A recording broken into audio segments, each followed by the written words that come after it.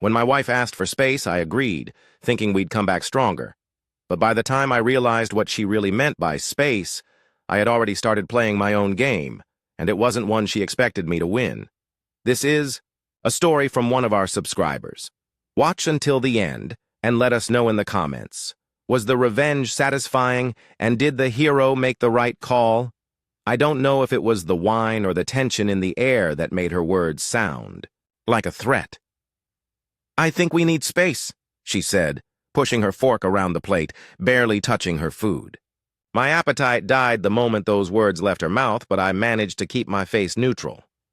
"Space," I repeated, as if saying it aloud would help me understand it. She shrugged like it was no big deal, like we weren't sitting at the dinner table discussing the unraveling of a decade-long marriage. "It's just, I need time to figure things out. We've been arguing a lot, and I feel like I'm suffocating." Her voice was calm, rehearsed even. I noticed how she didn't look me in the eye. The thing is, we hadn't been arguing. Not really.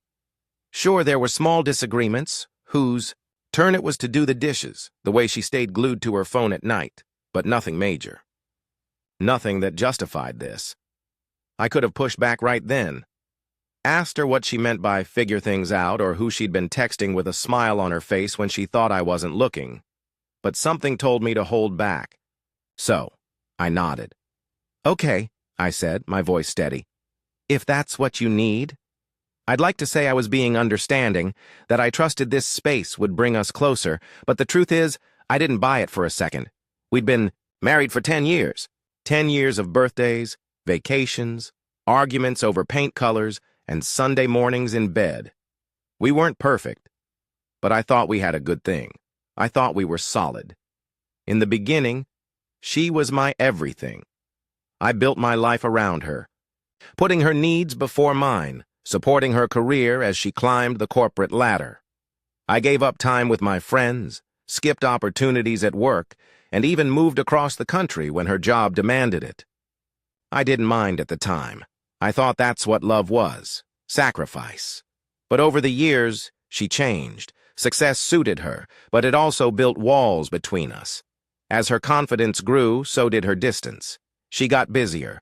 Her phone became an extension of her hand, and the woman who used to curl up on the couch with me every evening now spent her nights working late or scrolling through Instagram. I tried to ignore the signs.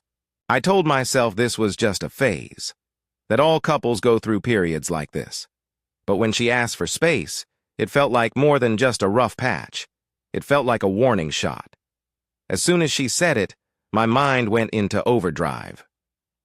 I've always been analytical, the kind of person who dissects situations from every angle. It's both a blessing and a curse, especially when your wife tells you she needs space and you can't help but think of every worst-case scenario. I agreed to her request, but internally I was on high alert. Something didn't add up, and I wasn't about to sit back and wait for her to hand me the answers. I started paying attention to the little things. Her phone, which was always face down on the table. The way she smiled at her texts, but barely. Looked up when I walked into the room. The late nights and the excuses that sounded rehearsed. But I didn't confront her.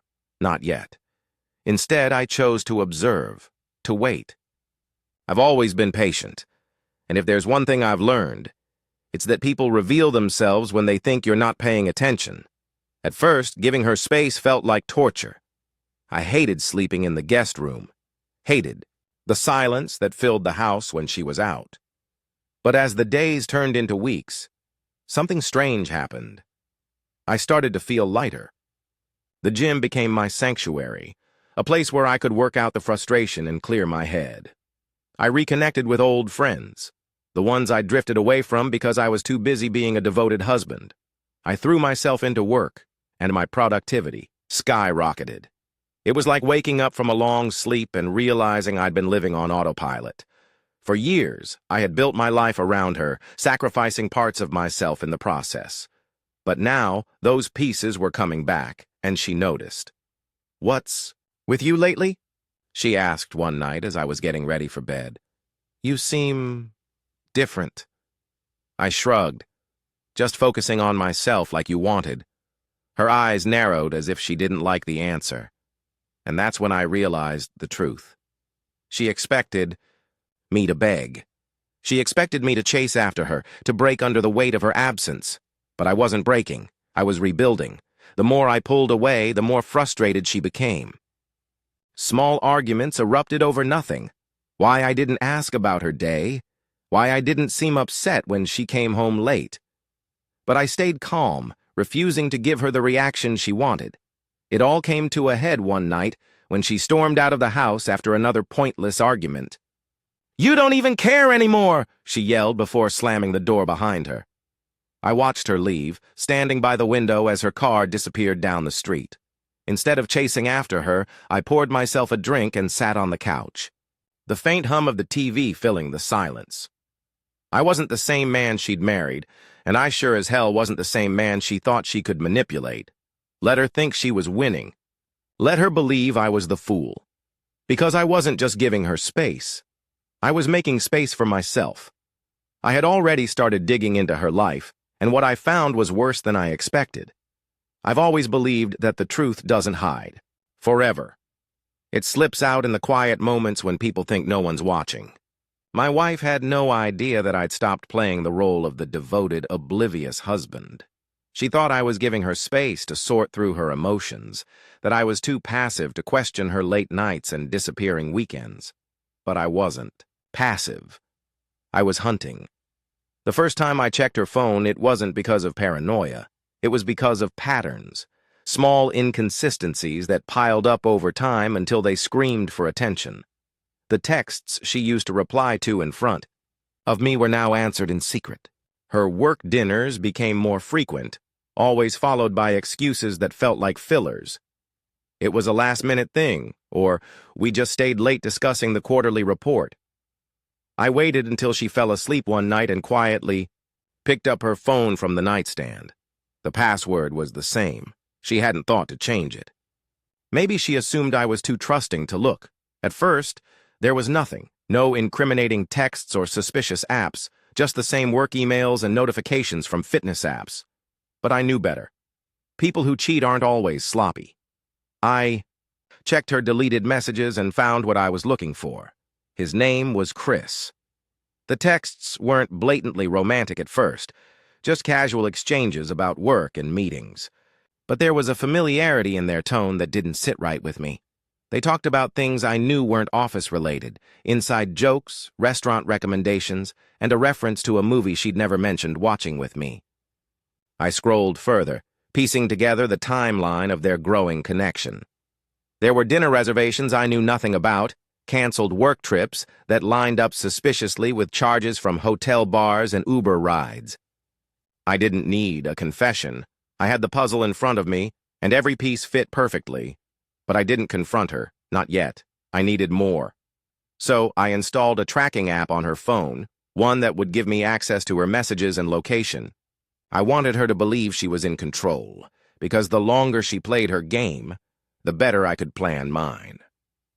The longer she plays, I whispered to myself that night, the better this will end for me. Life has a funny way of throwing you what you need when you least expect it. I hadn't spoken to Mia in years, not since college when we'd been close friends who almost became more. Back then, I'd been too focused on my future with my wife to give Mia a second thought. But now, fate had other plans. We ran into each other at a coffee shop one morning, both waiting for our orders. She recognized me first. "Oh my God, is that you?" she asked, her voice warm and familiar. I turned, and for the first time in what felt like ages, I smiled. A real smile. We exchanged numbers, promising to catch up soon. I didn't think much of it until she texted me later that night, asking how I'd been. Our conversation started off light, but within a week, we were meeting for coffee regularly. What surprised me most wasn't how easy it was to talk to her. It was how natural it felt. Mia reminded me of what it was like to be seen, to be heard. With her, there was no guessing game, no hidden agendas. She laughed at my jokes, listened when I talked about work, and remembered the little things I mentioned. One night after we'd met for dinner, she leaned in close as we said goodbye. Her perfume lingered in the air, and for a moment I forgot everything. The betrayal, the lies, the resentment. I felt alive. But guilt crept in on my drive home. I told myself I wasn't like my wife. I wasn't the one sneaking around, lying, about where I was or who I was with. Still, the more I saw Mia, the more that guilt faded. Why should I feel bad for finding happiness when my wife had already destroyed the foundation of our marriage? My wife started to notice the shift, though she didn't understand the cause. I wasn't cold toward her, I was indifferent. I stopped asking where she was going or what time she'd be home. When she came back late, I didn't pretend to care. One night, as she brushed her hair in front of the mirror, she asked, "Why don't you care anymore?"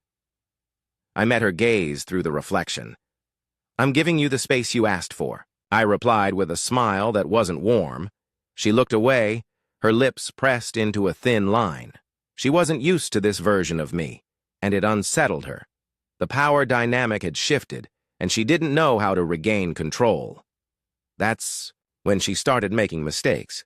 She forgot to delete certain messages, left receipts in her purse, and became careless with her excuses. The once calculated and cautious woman I married was unraveling, and I collected every slip-up like evidence in a case I was building against her. The night it all came to a head, she came home drunk. I heard her stumble through the front door, laughing at something I couldn't hear.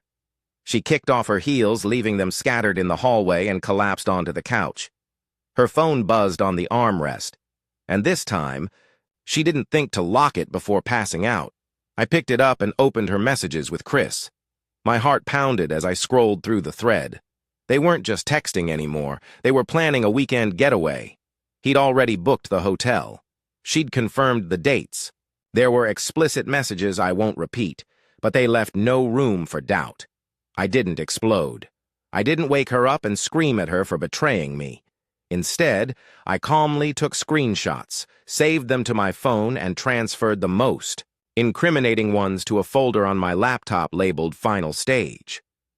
I stood over her, watching her sleep peacefully, as if she hadn't just shattered everything we'd built. I felt a strange mix of emotions, pity for the woman who thought she could outplay me, and disgust for what she'd become. She thought she had control, but tomorrow, she'd learn what real betrayal felt like.